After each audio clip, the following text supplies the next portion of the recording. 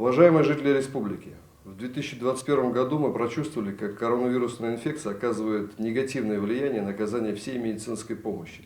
Нам пришлось перепрофилировать значительное количество медицинских учреждений под ковид-госпитали, отвлечь значительную часть медицинских кадров, заниматься оперативным решением вопросов с поставкой медицинского кислорода. Кстати, вопрос по снабжению медицинским кислородом будет частично закрыт в этом году и полностью в следующем. Промышленные кислородные концентраторы будут поставлены в Воркуту, Инту, Ухту, Печору, Сыктывкар и Эжу. Большой объем ПЦР-исследований, с которым столкнулась лабораторная система республики, заставил нас задуматься о будущем. Мы провели большой круглый стол с участием федеральных экспертов. Если говорить о самом важном, то в 2021 году началось масштабное обновление больниц и поликлиник. Это проводится как для пациентов, так и для врачей. Делается это в рамках региональной программы модернизации первичного звена здравоохранения. И в это обновление вошли практически все населенные пункты, за исключением Сыктывкара, Ухты и Воркуты. В рамках этой программы, рассчитанной на 5 лет, в регион уже поступило беспрецедентное количество медицинского транспорта. 119 единиц в этом году уже поставляются в больницы и поликлиники республики.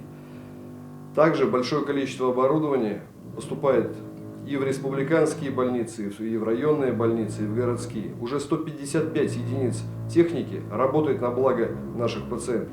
Эта программа помогла нам значительно продвинуться в обеспечении новым современным медицинским оборудованием. В республику поступают и компьютерные томографы, рентгеновские аппараты, маммографы, эндоскопическое оборудование и другое диагностическое оборудование. Это позволяет нашим жителям, не выезжая в столицу республики, на месте получать самое современное обследование и своевременно начать лечение. Уже более 155 единиц оборудования работает в наших учреждениях. Также в текущем году мы продолжили реализацию регионального проекта, национального проекта здравоохранения и демография.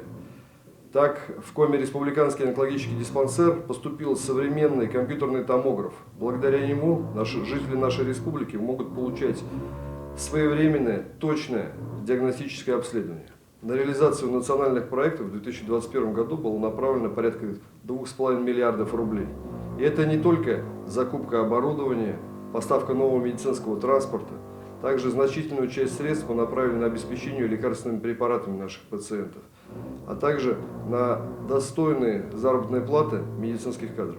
К плюсам уходящего года могу отметить, что в Сыктывкаре и Ухте созданы выездные службы оказания паллиативной медицинской помощи нашим детям.